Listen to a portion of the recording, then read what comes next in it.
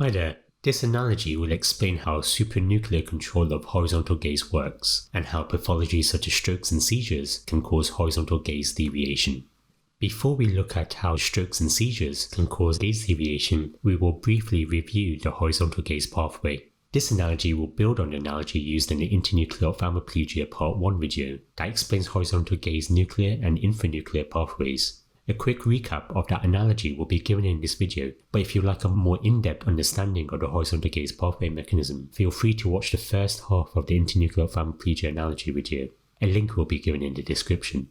Supranuclear control of horizontal gaze refers to the cortical pathways that influence horizontal gaze. Nuclear control of horizontal gaze refers to the cranial nerve nuclei and associated structures that send their infranuclear nerve fibers to the extraocular muscles. When you decide that you want to look left or right, the command to do this begins in the cortical eye fields, which are the supranuclear gaze control centers. We have frontal eye fields, or FEF for short, which are found in the frontal lobes and help create contralateral horizontal saccadic movement, and the parietal occipital eye fields that help with ipsilateral horizontal smooth pursuit movement. This analogy will focus on FEFs, as damage to them cause the vast majority of supranuclear horizontal gaze palsies. Each side's FEF, represented by the long orange poles, sends impulses to the contralateral pons to an area known as the paramedian pontine reticular formation, or PPRF for short. The purple handles represent the vestibular inputs from the vestibular nucleus that go to the abducens nucleus. This helps form the vestibulo-ocular reflex, which will be discussed later. The PPRF, shown by the blue handles, also connect to the abducens nucleus. The abducens nucleus is made up of two types of neurons, the abducens motor neurons and abducens interneurons. The abducens motor neurons form the abducens nerve that supplies the lateral rectus muscle. The abducens interneurons connect to the medial longitudinal fasciculus, which crosses over and supplies the contralateral medial rectus subnucleus of the ocular motor nucleus. The medial rectus subnucleus motor neurons help form the oculomotor nerve, which supplies the medial rectus muscle. The pulleys shown and muscles connecting to the eye are only for analogy purposes. Normally looking right requires the left FEF to be activated, and looking left requires the right FEF to be activated. This means that when you're looking straight ahead, both the right and left FEFs are equally activated. This is shown in the analogy by the right FEF and left FEF pushing against each other, and in this action, the eyes remain looking straight ahead. If you ask the patient to keep their head still and look right at a target, the first part of the horizontal gaze system that is activated is the left FEF. This sends impulses to the right PPRF, which activates the right eye to look right through the abducens nerve that activates the right lateral rectus. Simultaneously, the PPRF connects to the abducens interneurons that, via the medial longitudinal fasciculus, activates the left medial rectus so that the left eye looks right also. That animation has slowed down the saccades to make it easier to follow how different parts of the system become activated.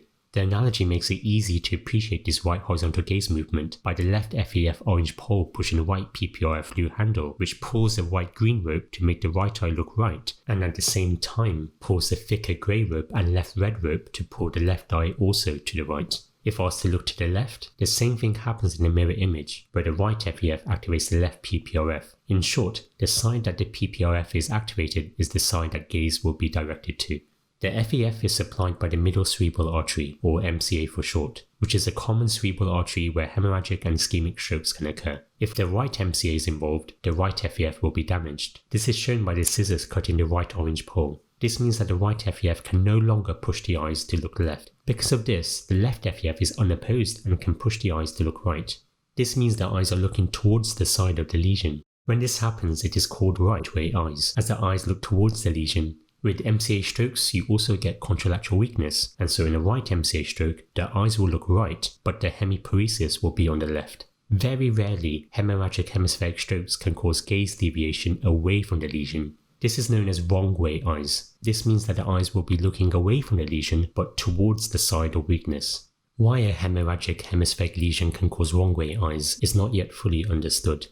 Wrong-way eyes are more common with lesions affecting deep brain structures. Thalamic lesions tend to cause gaze deviation away from the side of the lesion, so if you have a lesion of the right thalamus, it will cause the eyes to deviate left. If there is associated left-sided weakness, this means the eyes will be looking away from the lesion but towards the side of weakness. There are several theories as to why thalamic lesions cause wrong-way eyes. One possible theory is that thalamic lesions irritate the supranuclear gaze fibers going from the cortex to the pons, making the eyes look away from the lesion. This has not been shown in the analogy. If a Pontine stroke occurs, the eyes will also look away from the lesion to cause wrong-way eyes. For example, if the right pons is damaged, this will damage the right PPRF, and this means that gaze cannot be directed to the right. This leads to the left blue handle PPRF being unopposed to pull the eyes towards itself, which is away from the lesion. This occurs without FEF involvement. Instead, there are mechanisms downstream where the PPRFs compete with each other, and if one is damaged, the opposite PPRF takes over. As the corticospinal tract descends through the pons but has not yet crossed, there will also likely be hemiparesis away from the lesion on the left, which is the same direction that gaze will be directed to. In general, the bigger the lesion, the longer the horizontal gaze deviation will persist. However, most horizontal gaze deviations due to hemispheric or deep brain lesions tend to resolve within a few days, as through various compensatory mechanisms, the unopposed FEF or PPRF is made to fire less, so that the patient can look straight ahead. This compensation, however, will not allow for voluntary gaze in the direction that the damaged FEF or PPRF will normally allow for.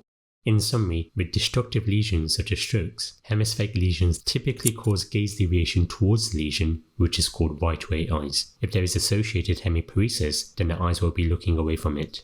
Lesions affecting deeper structures such as the thalamus and pons cause gaze deviation away from the lesion, which is called wrong-way eyes. If there is associated hemiparesis, then the eyes will be looking towards it.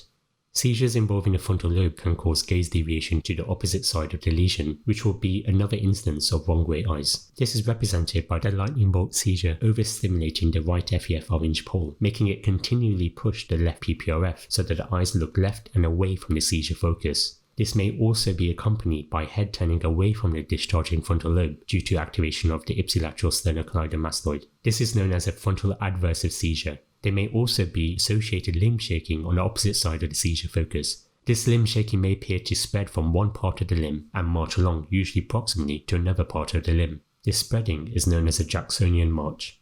After the seizure is finished during the postictal period, the eyes may reverse direction, which will lead to right-way eyes. This is because following seizure termination, the hemisphere that was overfiring becomes inhibited as a compensatory recovery mechanism. This is shown by the right orange pole disconnecting from the left blue handle and becoming lighter in color. This means that the unaffected left FEF orange pole is unopposed and can push the right PPRF blue handle to pull the eyes to the right, so that the eyes are looking towards the same side that the seizure was occurring from. If there was associated limb movement during the seizure, in the postictal period following the seizure, the limbs that were shaking may become weak, which is called Todd's paresis.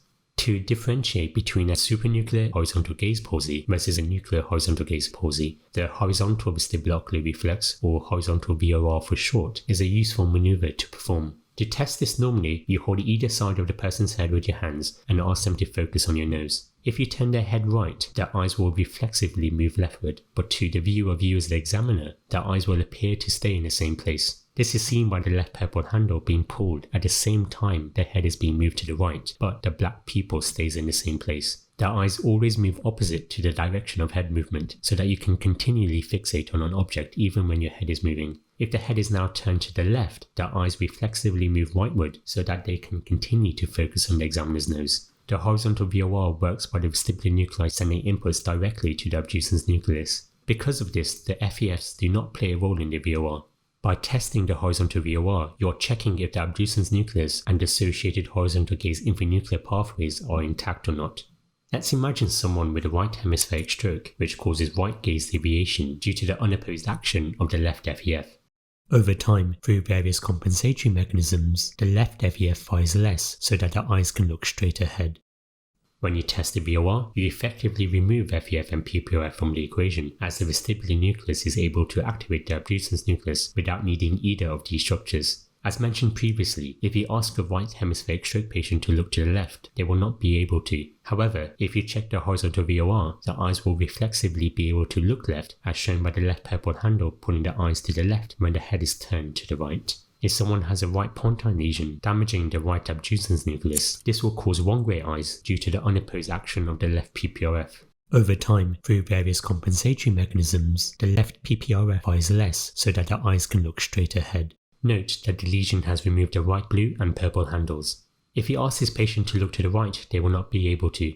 If you now check the horizontal VOR, the eyes will still not be able to look to the right, as the right abducens nucleus and the vestibular inputs to it are damaged. As the left abducens nucleus and vestibular inputs are intact, the eyes will move to the left if the head is turned to the right. In summary, horizontal gaze palsies can occur with supranuclear, nuclear, or infranuclear lesions affecting the horizontal gaze pathway. Supranuclear lesions such as strokes tend to affect the FAFs or the connections from the FAF to the contralateral PPRF. Hemispheric supranuclear destructive lesions such as strokes tend to cause right-way eyes as the eyes deviate towards the side of the lesion. Rarely, they can cause wrong-way eyes. Thalamic supranuclear lesions cause wrong-way eyes as the eyes deviate away from the side of the lesion. Nuclear lesions such as Pontine strokes can damage the PPRF or abducens nucleus, which will also cause wrong-way eyes. Hemispheric seizures can lead to FAF overfiring, causing wrong-way eyes. Postictally, this can reverse to right-way eyes. Testing horizontal VOR is a great way at the bedside to differentiate between supranuclear causes of gaze palsies due to hemispheric or thalamic lesions versus nuclear and infranuclear gaze palsies due to PPRF, abducens nucleus, and their associated connections to the horizontal recti muscles. Supranuclear gaze palsies would have a normal VOR, as the Pontine cranial nerve nuclei and their infranuclear connections to the eye muscles are intact. As an aside, if there is also saccadic and pursuit dissociation, where the patient can make horizontal saccadic but not pursuit movement or vice versa, this fits with a supranuclear gaze palsy. Nuclear and infranuclear gaze palsies would have a pathological VOR.